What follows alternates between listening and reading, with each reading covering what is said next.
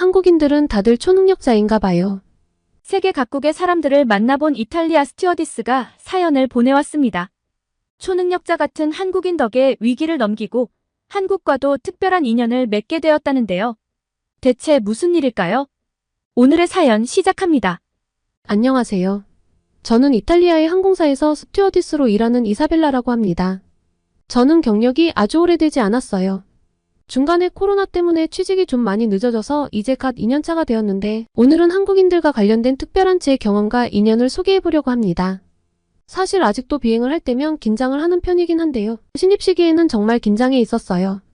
원래 좀 담대한 성격인데 선배 승무원분들이 들려준 여러 이야기 때문에 더 긴장을 했었던 것 같네요. 선배 승무원분들은 이탈리아 항공사뿐만 아니라 전 세계 항공사의 전설처럼 전해져 내려오는 여러 이야기를 들려주셨는데요. 들으면 들을수록 동양인에 대한 편견이 강해졌습니다.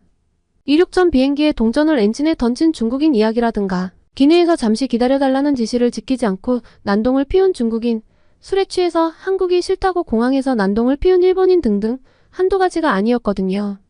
선배들이 일부러 긴장하라고 굵직한 사건들만 이야기하고 좀 과장하는 거겠지 싶었지만 들으면 들을수록 긴장하게 되는 건 어쩔 수 없더라고요. 그래서 신입 시절 일본으로의 비행에서 동양인 얼굴을 보고 진짜 소스라치게 놀랐습니다. 아, 내가 말로만 들었던 그 진상 중국인인가? 아니면 일본행 비행기인이 은근한 진상이라는 일본인 진상인가? 했었죠. 얼굴을 봐선 그럴 것 같지 않은데 하기사 사람은 얼굴 보고 판단할 수 없지 등등. 혼자 온갖 생각을 머릿속으로 굴려가며 계속 신경을 쓰고 있었습니다. 그런데 좀 이상하더라고요. 그 승객은 비행기를 탈 때부터 다른 승객들과는 좀 달라 보였어요. 제가 들었던 중국인들의 모습처럼 이륙 시 마음대로 좌석을 이동하려는 모습이 없었고 뭔가 요청하는 것도 굉장히 젠틀했고요. 비행을 하는 동안 타인에게 피해를 주는 행동은 전혀 하지 않았습니다. 그리고 기내식 서빙 때에도 알아서 테이블을 펼쳐놓고 다 먹고서도 깔끔하게 뚜껑을 닫아 정리를 해두더라고요. 제가 정리해야 하는 일이고 승객분들이 반드시 해주셔야 하는 일은 아니지만 아직 일이 손에 익지 않아 매 순간이 떨렸던 제게는 정말 고마운 일이었어요. 그리고 머릿속에 계속 의문이 쌓이더라고요. 들었던 거랑 다른데 선배들이 나를 놀렸구나 싶어서 선배들에게 물어봤죠. 선배님, 저 사람은 일반적인 중국인이나 일본인이 아닌가 봐요. 진상도 아니고 굉장히 매너 있어요. 그리고 냄새도 안 나는데요? 그랬더니 선배들이 엄청 웃더라고요. 저 사람은 중국인도 일본인도 아니야, 이사벨라. 한국인이야. 딱 봐도 구분이 되지 않아? 그런가? 사실 전 스튜어디스로 일하기 전까지는 동양권 사람들의 얼굴 구분을 잘하지 못했어요. 좀 비슷한 느낌이라고 생각했거든요. 그런데 선배들이 그러는 거예요. 한국 사람 구별법은 아주 쉽다고요. 냄새가 나지 않고 깔끔하며 옷을 잘 입고 목소리가 아주 높지 않으며 행동이 굉장히 빠릿빠릿하다고 하더군요. 같은 말을 두 번 할 필요가 없게 해서 항공사 직원들이 가장 선호하는 나라가 한국인데 무엇보다 굉장히 젠틀하고 동양인들 중 외모가 출중하고 신체 조건이 좋다고 했습니다. 그러고 보니 아까 기내식 서빙을 할 때도 그렇고 제가 뭘 할지 이미 다 알고 있는 사람 같았어요. 꽤 잘생기기도 했었고요. 어쩐지 좀 다르더라. 내 첫 장거리 비행은 꽤 운이 좋군. 한국인과 함께하다니. 그런데 예상치도 못한 사건이 터졌습니다. 그것도 그 젠틀한 한국인 승객과 관련해서요. 두 번째 기내식 서빙을 마치고 곧 불도 끌 때가 다가와 이제 좀 긴장이 풀릴 시점이었어요. 그런데 그 조용하고 젠틀했던 한국인이 급하게 도움을 요청하는 거예요. 세상에 깜짝 놀랐습니다. 얼굴이 보라색인 거 있죠? 뭔가 큰일이 났다 싶어 물어보니 본인이 체한 것 같다고 하더라고요. 체했는데 어떻게 얼굴이 이렇게 되지? 싶어서 의료인을 찾아야 하지 않을까요? 했더니 기내 방송을 해서 의료인을 찾을 수준은 아니고 체했으니 약을 가져다 달라고 하는 거예요. 다들 이제 잘 시간인데 너무 민폐라고요. 와, 얼굴색이 이렇게 될 정도로 지금 상태가 안 좋은데도 남들을 배려하는구나. 확실히 한국인은 다르네 하는 생각을 하며 서둘러 약을 챙겨서 가져다 드렸는데요. 문제는 약을 먹어도 좋아지지 않는 거예요. 큰일 났다 싶었습니다. 선배들이 달려와서 저마다 해결해보려 했지만 도무지 이 한국 남자의 체한 기운은 가라앉지 않더라고요.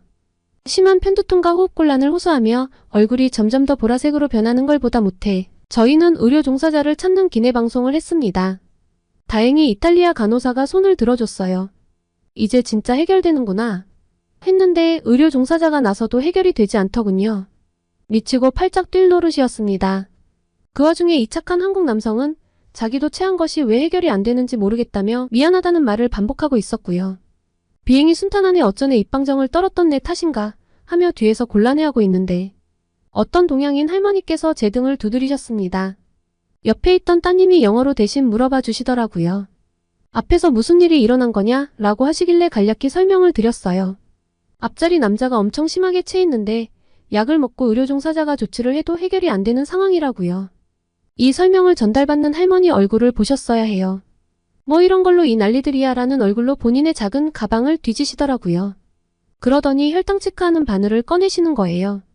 체했다는데 혈당 체크용 바늘을 왜 꺼내는 건지 도무지 이해가 가지 않아서 말렸습니다. 그랬더니 할머니께서 알아들을 수 없는 말로 뭔가 불평을 하시더라고요. 옆자리 따님 말씀으로는 심하게 체하면 손을 바늘로 찔러야 한다는 거예요. 우리는 한국인인데 한국에서는 체하면 약을 먹지 않고 이렇게 바늘로 손을 찔러서 해결한다면서요. 말도 안 돼. 그렇게 해결하는 건 정말 듣도 보도 못했습니다. 그리고 어떻게 승객이 다른 승객을 바늘로 찔러요? 진짜 환장할 노릇이었습니다. 앞에서는 남자가 괴로워하고 뒤에서는 바늘로 사람을 찌르겠다고 하고 제가 강하게 제지하니 할머니께서는 바늘을 넣으셨고 다시 앉으셨는데요. 남자의 고통스러운 소리가 점점 심해지더라고요. 고민 끝에 선배들에게 말을 했습니다. 한국인들은 체했을 때 손을 바늘로 찌른다고 뒷자리 한국인들이 이야기해요. 한번 찌르게 해볼까요? 의견이 반반 갈려서 난리가 났는데 결론은 저러다 정말 죽을 수도 있다. 한국인에게 한국인 방식을 적용하는 건 문제가 아닐 거다 였습니다. 고통으로 제대로 앉아있지도 못하는 남자에게 가서 이야기를 전했습니다. 뒷자리에 한국 할머니가 계시는데 당신을 바늘로 찌르면 좋아질 거라고 해요. 해보실래요? 이 이야기를 하자마자 남자의 눈은 갑자기 희망으로 반짝였습니다. 빨리 그 할머니를 불러달라는 거예요. 정말 이해가 가지 않았지만 한국 할머니를 남자 앞으로 모셔다 드렸습니다. 당뇨 체혈침으로 대체 뭘 하겠다는 걸까 바라보고 있는데 할머니가 남자 손을 주물주물 몇 번 하더니 엄지손가락 쪽을 갑자기 퍽 하고 찔렀습니다. 주위 사람들과 승무원들 모두 경악을 금치 못했죠. 더 놀라웠던 건 남자의 엄지손가락에서 나온 피 색상이었습니다. 시커멓더라고요. 저 남자가 알고 보면 체한 게 아니라 죽어가는 상황 아니었을까 하는 생각도 잠시. 할머니는 남자의 반대편 엄지손가락도 퍽 하고 찔렀어요. 또 한 번 기내에는 세계 각국의 놀라는 소리가 울려 퍼졌습니다. 누군가는 너무 끔찍하다고 했고 누군가는 너무 무섭다고 했죠. 저도 놀랐죠. 생전 처음 보는 광경이었습니다. 그런데 5분도 채 지나지 않아 비행기 안의 모든 사람들, 정확하게는 한국인만 제외한 모든 사람들은 경탄의 소리를 내질렀습니다. 남자 얼굴에 혈색이 돌아왔고 완전 멀쩡해졌거든요. 아, 물론 토하러 가긴 했어요. 근데 토하고 돌아와서는 정말 개운하다고 멀쩡해졌다는 거예요. 그리고 할머니께서 계셔서 살았다며 자기는 정말 운이 좋다고. 어떻게 보답을 해야 할까요? 라며 웃었습니다. 할머니께선 손을 내저으시고는 남자 등을 몇 번 두드려 주시곤 본인 자리로 돌아가셨고요. 할머니 주변 승객들과 저희 승무원들은 양쪽 엄지를 올려서 최고라는 표시 외에는 해드릴 게 없더라고요. 따님 말로는 의사도 간호사도 아닌 평범한 가정주부라고 하던데 정말 초능력자 같은 코리아 레이디였어요. 대소동이 마무리되고 일본에 도착했습니다. 스펙터클한 비행이었어요. 저는 이때 일본에 도착해서 3일가량 머무르고 이후 한국으로 넘어갈 예정이었습니다. 제 친구가 한국에서 유학을 막 시작했던 터라 일본에 온 김에 휴가를 써서 가까운 한국도 가고 친구도 볼 생각이었죠. 태어나 처음으로 아시아권 나라에 간 거라 꽤 설렜는데요. 일본에서 여행에 대한 기대감은 바닥으로 떨어졌습니다. 선배들이 일본 별로 볼 거 없는데 음식도 그냥 그렇고 굳이 일본을 며칠 둘러볼 필요가 있어? 라고 이야기했던 게 이유가 있었어요. 디저트가 유명하다는데 이탈리아 디저트들이 훨씬 맛있다는 생각뿐이었고 지루했죠. 아, 확실한 성과는 있었어요. 일본 사람들을 많이 보니 이제 한 번에 구분해낼 수 있겠더라고요. 일본에서 한국 여행객들을 보니 선배들이 말했던 차이가 이거였구나 싶었죠. 일본 여행이 워낙 별 감흥이 없던 탓에 한국으로 넘어올 때는 사실 좀 심드렁했습니다. 아시아는 거기서 거기일 테니 한국 관광은 됐고 친구나 보고 이탈리아로 빨리 돌아갈 생각이었죠. 그런데 이 친구가 너무 호들갑인 거예요. 인천공항까지 마중을 나와준 건 고마웠는데 피곤하고 관광 생각이 없다는 제 등을 찰싹 때리면서 한국에 와서 그러는 게 어딨냐고 난리를 피더라고요. 한국에 도착한 감흥이고 뭐고 이 수다스러운 친구 때문에 정신이 쏙 빠지는 느낌이었어요. 그리고 저는 친구 손에 이끌려 경복궁 근처의 삼계탕집에 갔습니다. 취업해서 일하느라 고생했으니 몸보신을 해야 한다나요. 친구가 맛있는 음식은 다 한국에 있다며 데려갔으니 뭐 괜찮겠지란 생각으로 따라갔죠. 아주 인기가 많은 집이라더니 한국인도 많지만 외국인도 정말 많았습니다. 메뉴판에 어떻게 먹는지 안내가 외국어로 된 걸로 봐서 친구가 제대로 데려왔단 느낌이었어요. 한국 전통가옥 같은 느낌으로 된 건물도 멋졌는데 나온 음식은 사실 좀 생소했습니다. 하지만 정말 맛이 좋더라고요. 아주 따뜻하고 고소해서 뽀얀 국물을 계속 떠먹고 있었는데 옆 테이블이 뭔가 신경 쓰이기 시작했어요. 태어나 처음 와본 한국에 아는 사람이 있을 리 없으니 내가 오늘 피곤해서 그런가 보다 하고 다시 밥을 먹는데 아무리 생각해도 어디서 본 듯한 사람인 것 같은 거예요. 그런데 옆 테이블 사람도 자꾸 저를 흘끔흘끔 쳐다보더라고요. 더 이상 삼계탕에 집중이 안 되기 시작했습니다. 어디서 봤더라 하는 순간 갑자기 기억이 났어요. 아 맞다. 일본행 비행기. 체에서 고생했던 한국 남자. 너무 놀라서 깨악 소리를 질렀는데 소리가 너무 컸는지 옆 테이블 남자가 고개를 들어 저를 바라봤습니다. 민망해서 어쩔 줄 모르는데 남자가 절 보고 환하게 웃어주더군요. 그러면서 제게 악수를 청했습니다. 그때 제대로 인사를 못했는데 자기 때문에 고생이 많았다며 진심으로 걱정해주고 또 한국 할머니를 불러줘서 자기가 살았다며 은인이라고 하더라고요. 그런데 좀 신기한 점이 있었습니다. 로마에서 도쿄로 가는 비행기였는데 어떻게 이 남자는 한국에 있는 걸까요? 그런데 그 순간 남자가 물었습니다. 도쿄로 비행을 했는데 어떻게 며칠 지나지도 않아 한국에 와 있냐고요. 그 항공사는 한국으로 오는 노선이 없다면서요. 뭐야 나랑 똑같은 걸 궁금해했잖아. 뭔가 약간 수줍어지려는 순간 호기심에 가득 찬 친구가 끼어들었습니다. 어라? 한국에 아는 사람이 있었어? 누구세요? 전 이사벨라 친구예요. 로 시작한 친구의 대화에 당황했는데 어느 순간 저희와 그 한국 남자 일행은 한국의 디저트 가게에 앉아있더라고요. 남자 말로는 이탈리아에서 일본으로 출장을 갔고 일본 친구가 한국 관광을 하고 싶다고 해서 한국에 같이 왔다고 하더라고요. 일주일 정도 휴가를 내고 같이 관광할 거라고요. 아 그런데 친구 입을 좀 막고 싶었어요. 우리 이사벨라도 관광을 해야 하는데 외국인끼리 관광을 해야 하니 한국 사람이 좀 도와주면 어떻겠냐고 하는데 대체 얘가 왜 이러나 싶은 거예요. 친구 덕에 남자 이름까지 알게 되었습니다. 승훈이었어요. 그런데 이 승훈 씨가 참 성격이 좋았습니다. 제 친구가 너무 주책을 떨어서 얘 뭐야 할 법도 한데 그걸 다 받아주더라고요. 그리고 어느 순간 연락처를 교환하고 진짜 관광도 같이 하기로 했죠. 머리가 지끈거리는 느낌이었습니다. 나오면서 친구에게 너 이게 지금 뭐 하는 거야? 저 남자가 유부남이거나 애인이 있으면 어쩌려고 했더니 절 비웃더라고요. 한국 남자들은 이탈리아 남자들처럼 가볍지도 않고 굉장히 젠틀해. 그리고 왼손에 반지도 없던데?